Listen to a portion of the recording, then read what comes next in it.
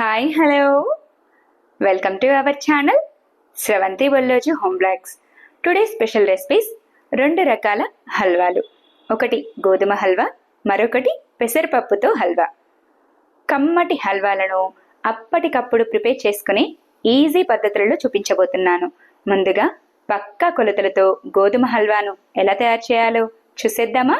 ముందుగా హల్వాని ప్రిపేర్ చేయడం కోసం స్టవ్ వెలిగించి బౌల్ని పెట్టుకుని 1 కప్పు వరకు సన్నగా తురుము పెట్టుకున్న బెల్లం తురుము, అదే కప్పుతో 1 కప్పు వరకు వాటర్, హల్వా మంచి ఫ్లేవర్ కోసం 4 కచ్చపచ్చగా దంచిన ఇలాచీలను వేసుకొని బెల్లం పూర్తిగా కరిగేంత వరకు స్టవ్ని మీడియం ఫ్లేమ్లో ఉంచి కలుపుతూ మసలనివ్వండి.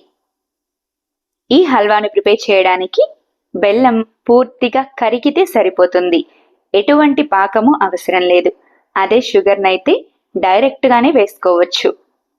ఇలా బెల్లం పూర్తిగా కరిగిన తర్వాత స్టవ్ ఆఫ్ చేసేయండి. మీరు బెల్లాన్ని ఏ కప్పుతో అయితే కొలుచుకొని తీసుకున్నారు, మిగిలిన ఇంగ్రీడియంట్స్ అన్నింటినీ అదే కప్పుతో కొలుచుకొని తీసుకోండి. ఇలా అయితేనే గోధుమ హల్వా పర్ఫెక్ట్గా కుదురుతుంది. తర్వాత హల్వాని ప్రిపేర్ చేయడం కోసం కాస్త వెడల్పుగా అడుగు మందంగా ఉన్న బౌల్ను తీసుకోండి. ముందుగా బెల్లాన్ని ఏ కప్పుతో అయితే తీసుకున్నారో అదే కప్పుతో 1/2 కప్పు వరకు నెయ్యిని వేసుకోండి.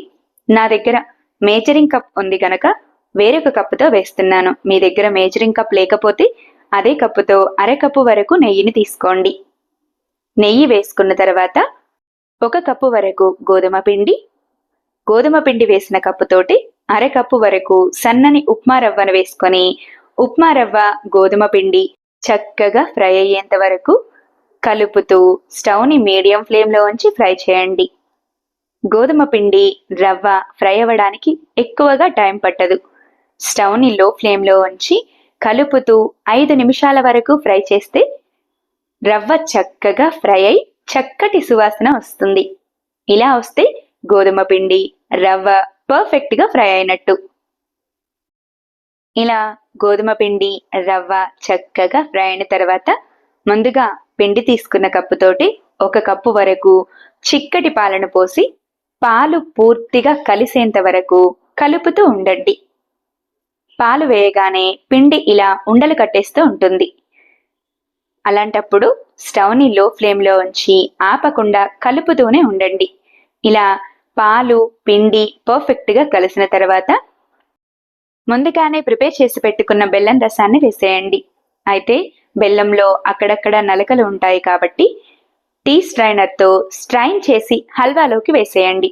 బెల్లం రసాన్ని పూర్తిగా ఒకేసారిగా వేసేయండి. ఇలా బెల్లం రసం అంతా వేసుకున్న తర్వాత స్టవ్ని మీడియం ఫ్లేమ్లోకి టర్న్ చేసుకుంటూ బెల్లం రసం మొత్తం కలిసేలా బాగా కలుపుకోండి. హల్వాలో బెల్లం రసం పూర్తిగా కలిసిన తర్వాత మరొక 1/2 కప్పు నెయ్యిని తీసుకొని కొద్దిగా హల్వాలోకి నెయ్యిని వేసుకుంటూ హల్వా మొత్తం కలిసేలా బాగా కలుపుకోండి. చివరగా నెయ్యి వేస్తేనే హల్వా ఫ్లేవర్ చాలా బాగుంటుంది. 1 కప్పు నెయ్యి వద్దనుకుంటే 1/2 కప్పు వరకు ఆయిల్ని తీసుకొని మిగతా 1/2 కప్పు వరకు నెయ్యిని వేసుకోండి. ఆయిల్ని ముందుగా గోధుమ పిండి ఫ్రై చేసేటప్పుడు వేసుకొని నెయ్యిని మాత్రం ఇలా హల్వా మొత్తం ప్రిపేర్ చేసుకున్న తర్వాత కొద్దిగా వేసుకుంటూ హల్వా మొత్తం కలిసేలా బాగా కలుపుకోండి.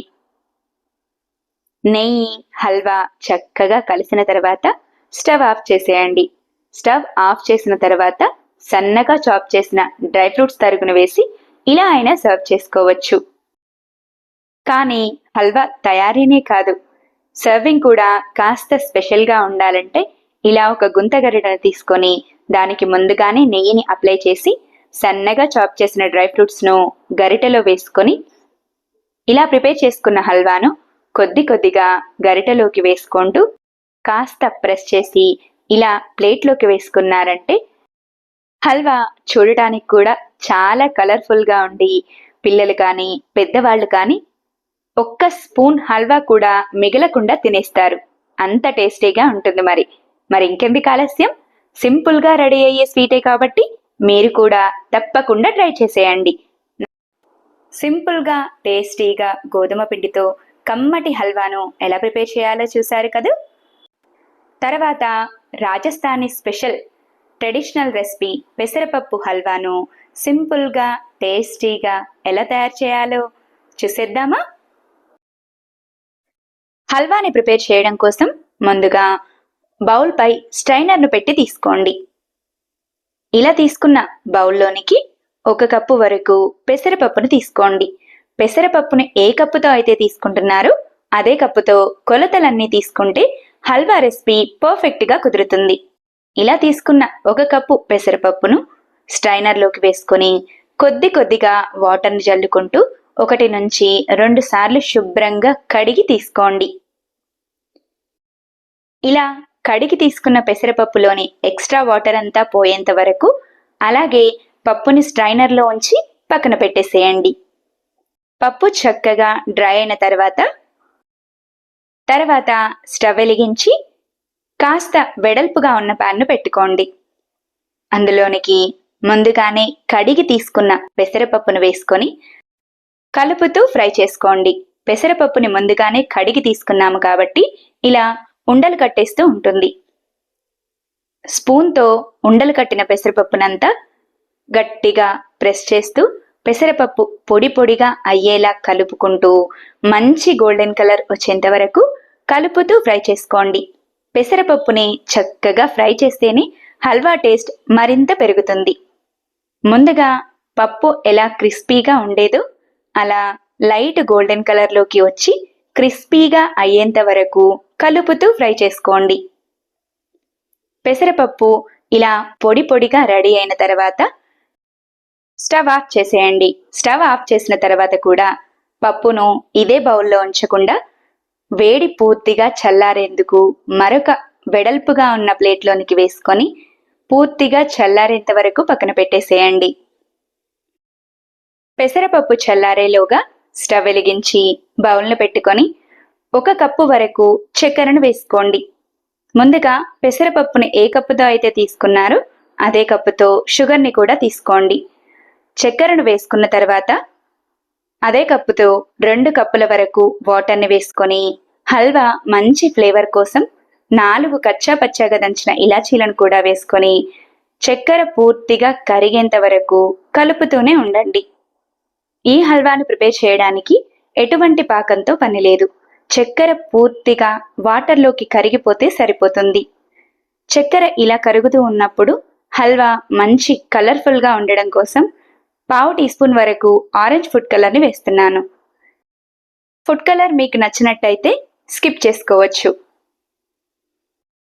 ఇలా ఫుడ్ కలర్ వేసిన తర్వాత షుగర్ సిరప్ మొత్తం కలిసేలా బాగా కలిపి స్టవ్ ఆఫ్ చేసి ఇలా రెడీ అయిన షుగర్ సిరప్ని కూడా పక్కన పెట్టేసేయండి.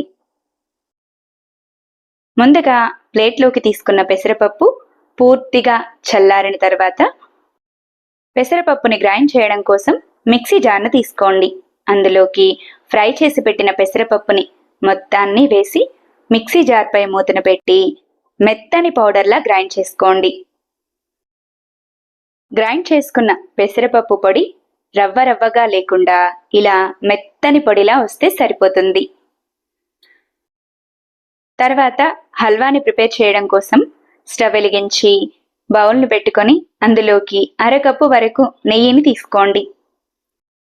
ఇలా తీసుకున్న నెయ్యిని మొత్తంగా వేయకుండా ఇలా 2 స్పూన్ల నెయ్యిని మిగిల్చుకొని తీసుకోండి. ఈ నెయ్యిని హల్వా పూర్తయిన తర్వాత కొద్ది కొద్దిగా యాడ్ చేసుకోవచ్చు. ఇలా తీసుకున్న నెయ్యి కాస్త హీట్ అయిన తర్వాత 1 స్పూన్ వరకు బొంబాయి రవ్వ, 1 స్పూన్ వరకు శనగపిండిని వేసి శనగపిండి, బొంబాయి రవ్వ లైట్ గోల్డెన్ కలర్ వచ్చేంత వరకు కలుపుతూ ఫ్రై చేసుకోండి. రవ్వ, శనగపిండి చక్కగా ఫ్రై అయిన తర్వాత ముందుగానే గ్రైండ్ చేసి తీసుకున్న పెసరపప్పు పొడిని మొత్తాన్ని వేసుకొని నెయ్యి మొత్తం కలిసేలా బాగా కలుపుకోండి.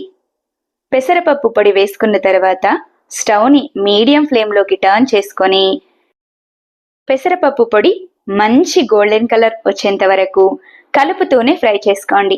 పెసరపప్పుని ఫ్రై చేయడం నిమిషాలలో చెప్పాలంటే 5 నిమిషాల వరకు కలుపుతూ ఫ్రై చేస్తే సరిపోతుంది. లేదా పెసరపప్పు పొడి చక్కగా ఫ్రై అయింది అని తెలుసుకోవడానికి లైట్ గోల్డెన్ కలర్ వచ్చి మంచి సువాసన వస్తుంది.